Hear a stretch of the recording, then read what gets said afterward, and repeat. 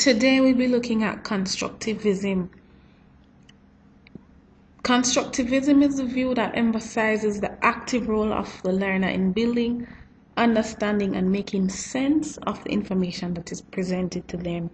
It is a theory about learning, not a description of teaching. Learners construct their own understanding of the world. This is not about a change in teaching technique, but the way we think about knowledge acquisition and the assessment of that knowledge. This was said by Eliot. Woolfolk says that constructivism emphasizes the importance of the knowledge, beliefs, and skills an individual brings to the experience of learning. It recognizes the construction of new understanding as a combination of prior learning, new information, and readiness to learn. He also says that individuals make choices about what new ideas to accept and how to fit them into their established views of the world. Continuing with such a theory, the main tenets of this theory are that 1. Knowledge is constructed from and shaped by experience. 2. Students must take an active role and assume a responsibility for their learning. 3. Learning is a collaborative process and students create their own meaning from obtaining multiple perspectives. 4. Learning should occur in a realistic setting. 5. Learners should choose their own path through content and activities. 6. Content should be presented holistically, not broken into separate and smaller tasks. So how can we create a constructivist classroom?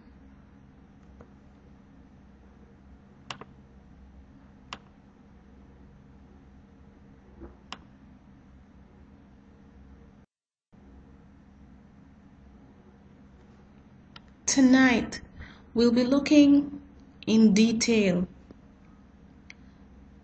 at the differences between the traditional methods and the constructivist theory, the applications to the classroom. We'll also look at the benefits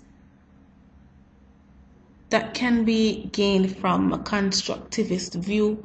We'll also look at the implications of constructivism as well. So, constructivism in the classroom. Looking at our web, it says many things, but we'd like to look especially on constructivism being a part of interactive, hands-on learning, because this is a part of real-world learning. It creates self-reflection. It also fosters self-discovery.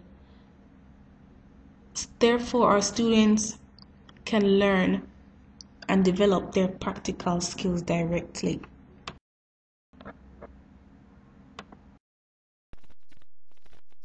Now let's look at the differences between the constructivist and the traditional classroom. Primarily, in a constructivist classroom, the focus is shifted from the teacher to the students. Students are urged to be actively involved in their own process of learning. Also, teacher functions more as a facilitator who coaches, mediates, prompts, and helps students develop and assess their understanding.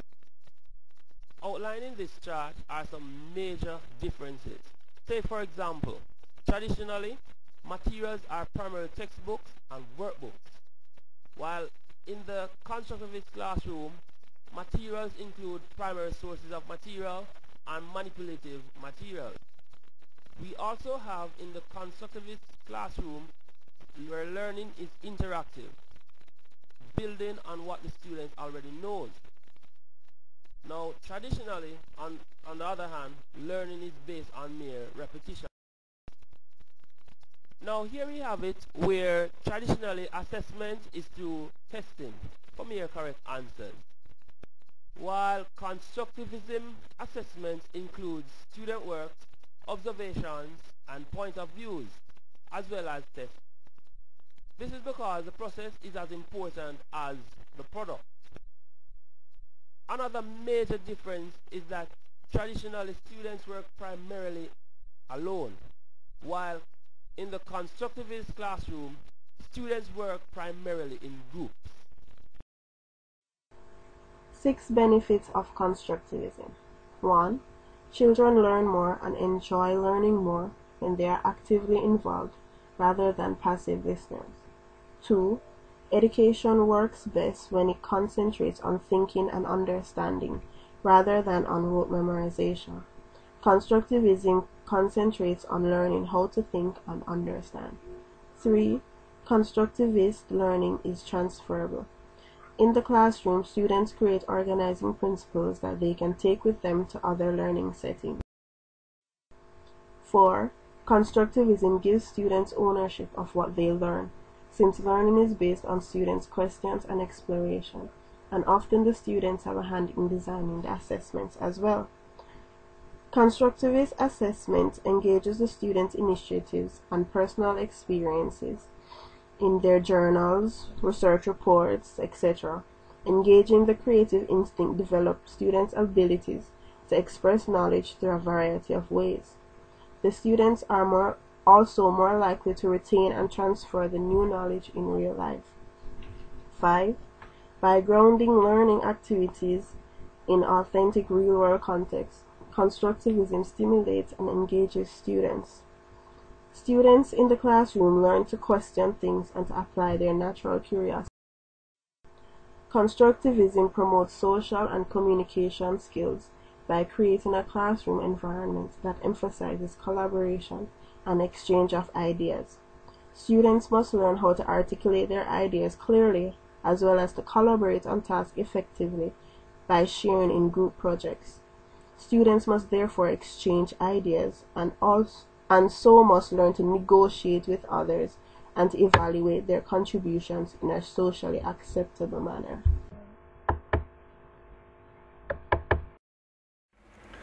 I will now close on the implication of constructivism. Constructivism has important implications for teaching. First, teaching cannot be viewed as a transmission of knowledge from enlightened to unenlightened. Constructivist teachers do not take the role of the sage on the stage. Rather, teachers act as guides on the side who provide students with the opportunities to test their adequacy of their current understanding. Second, if learning is based on prior knowledge, then the teachers must note that knowledge and provide learning environments that exploit inconsistencies between learners' current understanding and the new experiences before them. This challenges teachers, for they cannot assume that all children understand something in the same way. Further, children may need different experiences to advance to different levels of understanding.